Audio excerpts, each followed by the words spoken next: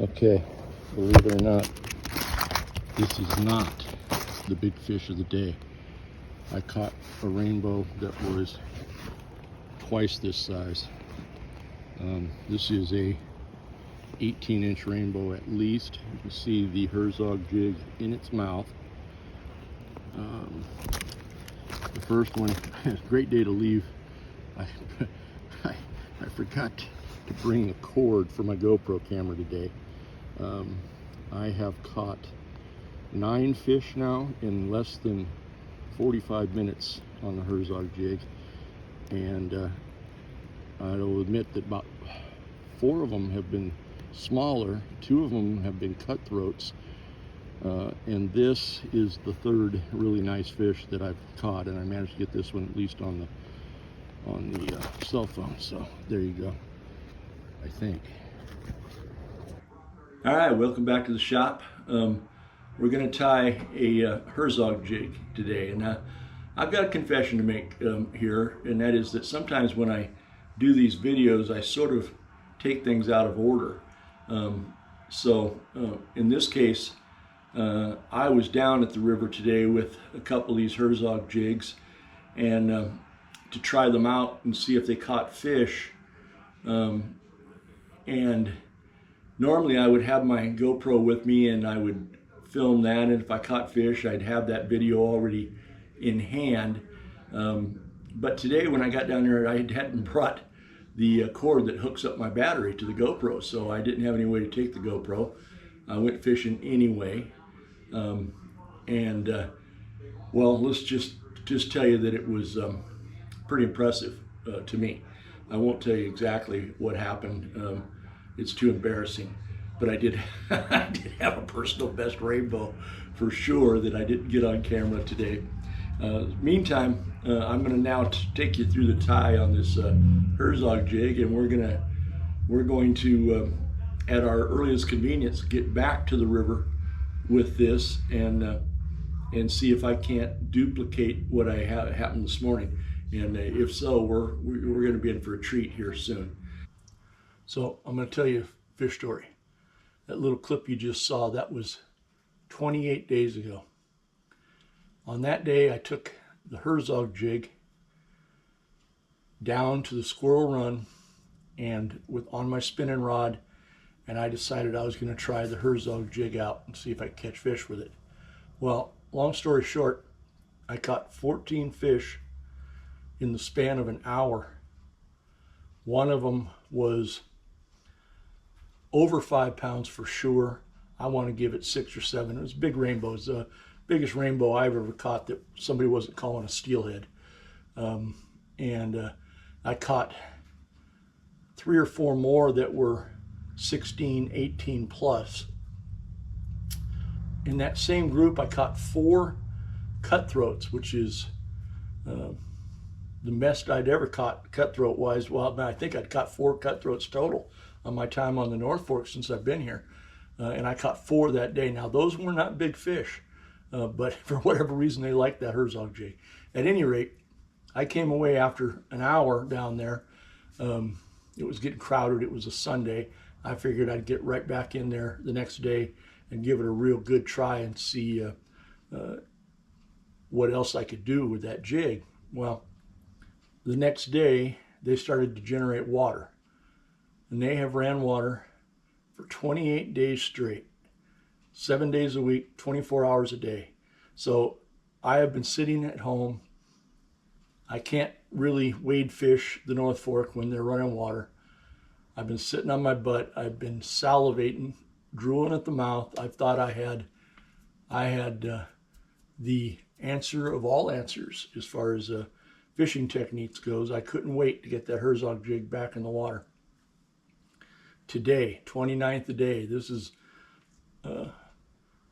Monday the 9th of December. I finally got back down there. They stopped generating for about 4 hours today. I got down there about noon and I fished till about 2. And let's just say that the fish did not cooperate the way I could hope they would. I did manage to catch no, I was going to lie to you. I hooked 3 fish and landed 2. One of them was a very nice 18 plus rainbow. The other fish that I landed, I want you to pay attention to this small fish at the end of the video, because it was a smaller fish, maybe 14 inches, but I believe it was a wild fish. I've started to recognize fish that I catch here on the North Fork as being wild. The wild ones are a little slender, and they have white tips at the end of their fins. And I've had 2 guides in the past that have told me that if you want to recognize a wild rainbow, look for the white tips at the end of the fins. And that being said, everywhere I've ever caught rainbows that I knew for sure were wild, they had those white tips at the end of the fins without fail. These white tipped versions here on the North Fork tend to be more slender. They tend to be a little on the smaller side, and they tend to be brighter than the ones that I'm pretty sure are coming out of the hatchery. At any rate, this one is a good example of what I'm talking about. Take a look at the pectoral fins on this one. When you see it in the video, you'll see what I'm talking about. At any rate, plans didn't go exactly the way I wanted. Didn't catch all the fish I wanted. I do still think this Hezog Jig is a very good tool. I believe it will catch bigger fish on average than some of the other offerings that we tend to throw at them. And I will try it some more. I may start carrying it along, fish it a few minutes in the morning, and go to the fly rod and kind of double team them like that. At any rate, it's been too long since I made a video. Thanks for joining me. If you like any of this, obviously hit the like button and subscribe if you feel up to it. And maybe one of these days we'll get to do some of this fishing on YouTube's money, and that would be awesome. Take me to the river, drop me in the water.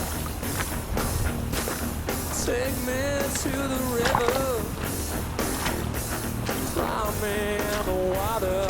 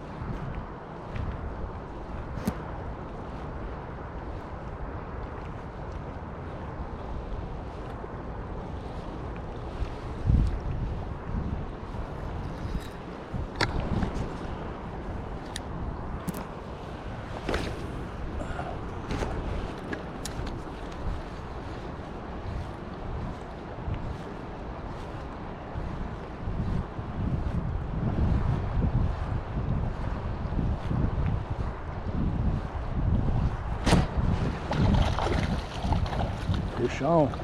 Oh, fish off.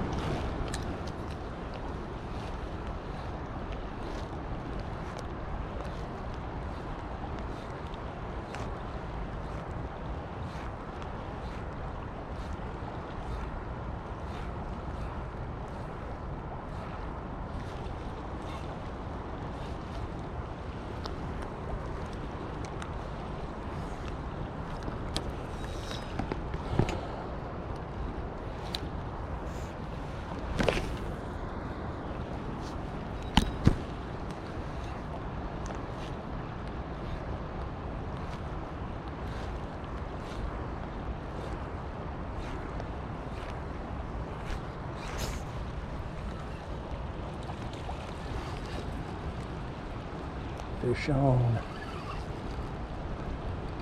Decent fish. Oh yeah, that's good fish. Good fish. Oh yeah, nice fish. Nice fish. Nice fish.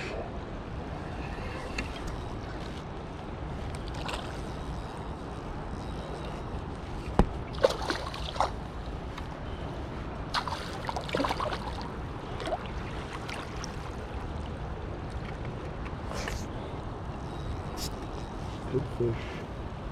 Good rainbow. Good rainbow. Good rainbow. Let's get you in the net. There you go. Stay in there now. Stay in there. Stay in there now.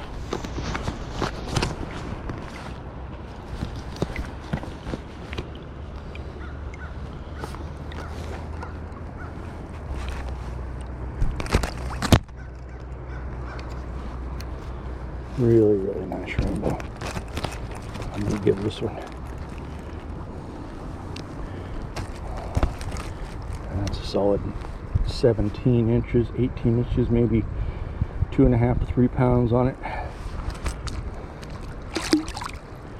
All right, off you go.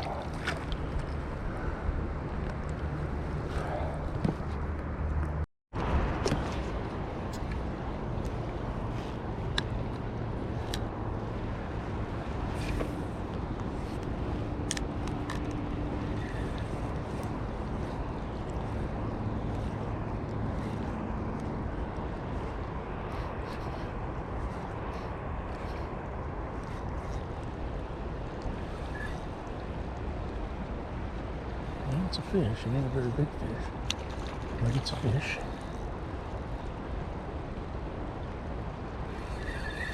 It is a fish. It's a better fish than I thought. Let's try it anyway. It's a rainbow. It's a rainbow. It's a rainbow.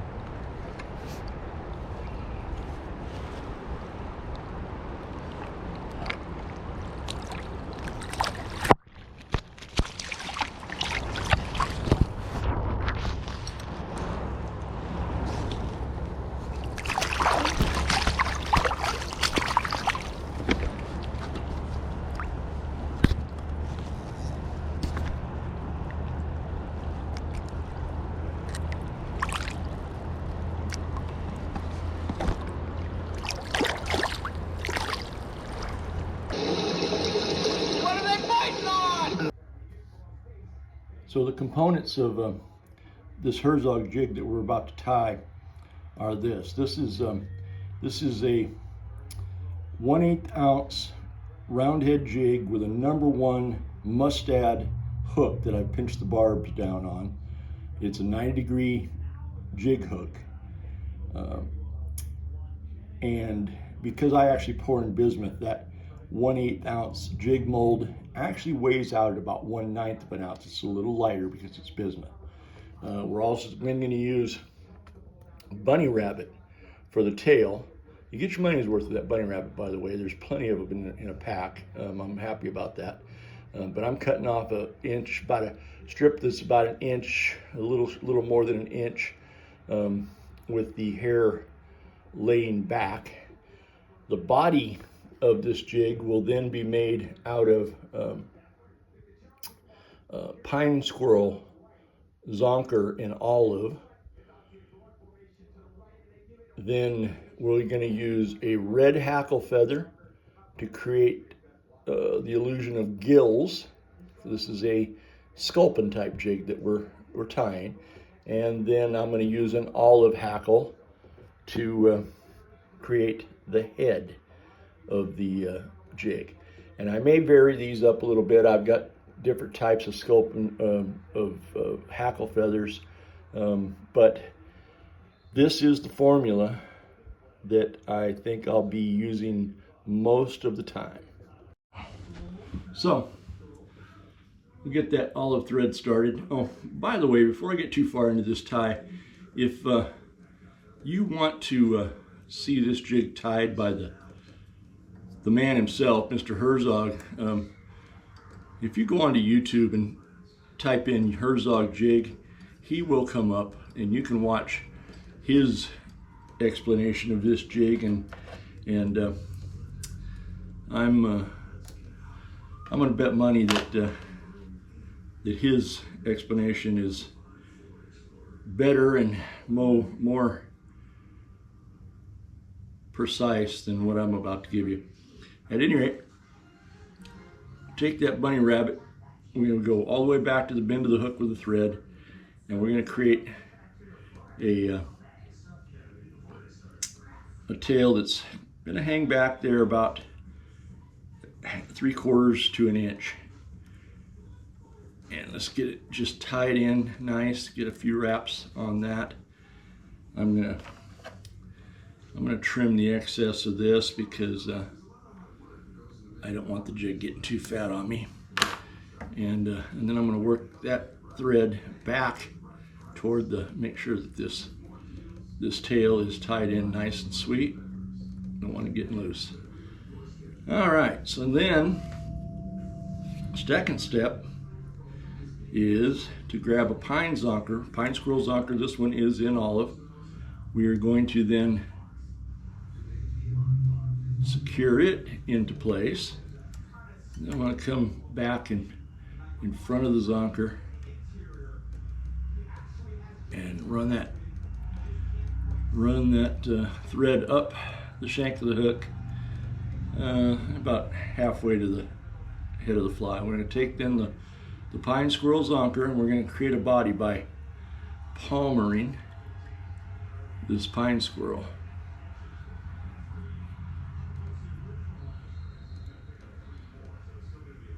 And just wraps in front of wraps.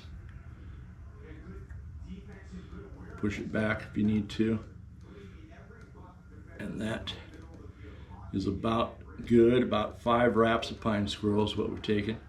We're then going to take and secure that into place.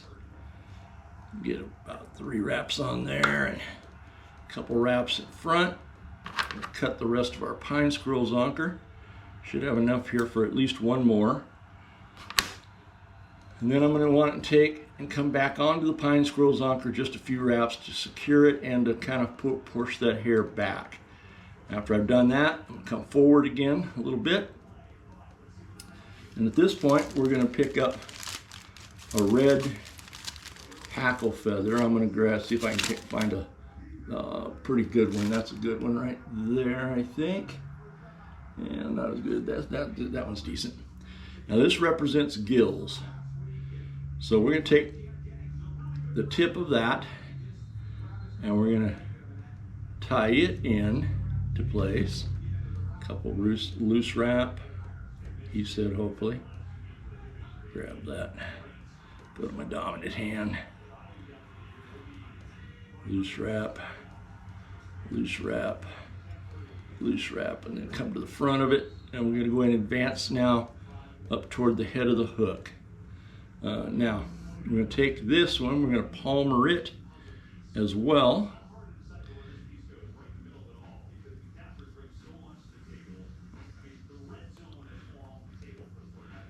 And I don't think you want to cheat yourself on your gill stuff. We get down to this fluffy stuff here. We got nice, fluffy, red gill material. Gonna force that back a little bit. I'm gonna capture that with my thread. And I'm gonna come back onto the gills just a little bit now. Again, that's to force it back toward the back of the hook. Now I've looked at the jig that I caught fish on, and it was a modification slightly of Mr. Hezog's model. I'm going to take now this barred feather, which was not part of his original plan. Actually, he uses the barred feather right here, right now as well, and just creates the whole head out of it. But I'm going to come back over the top with one more feather in an olive. Anyway, let's wrap that into place and let's come on up, and now we'll advance that thread all the way to the head of the fly. And I'm going to take this barred feather now and I'm going to palmer it. So if you're noticing a pattern here, you're 100% right. We're doing the same thing with everything.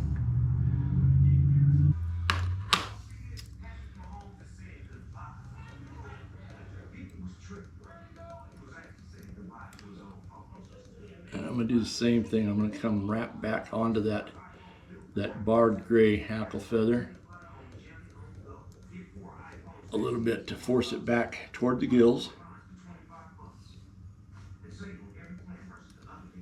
And now I'm going to advance that thread all the way to the behind the jig head, and I'm going to take one more hackle feather, this time in olive.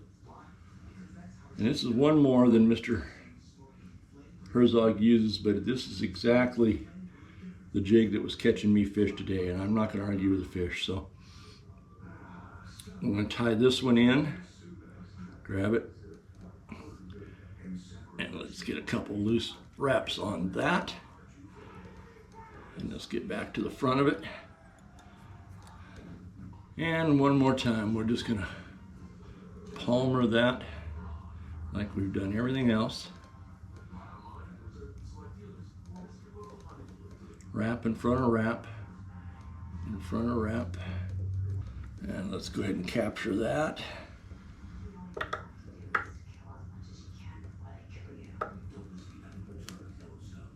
And get a few right in front of it. Let's clip that stem off close.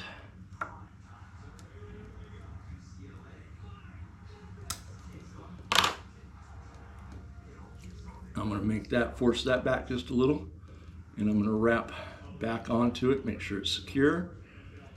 And then I'm going to come up to the head of the jig and kind of finish off a little collar. And the last thing we need to do is the old whip finish.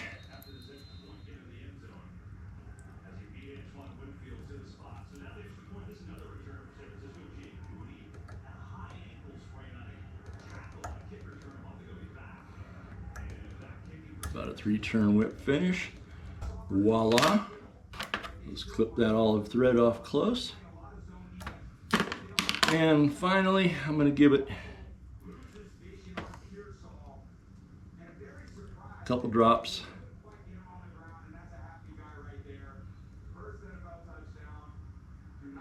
head cement.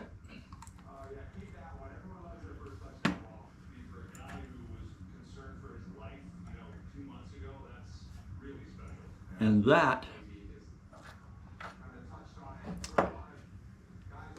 is the Hezog Jig.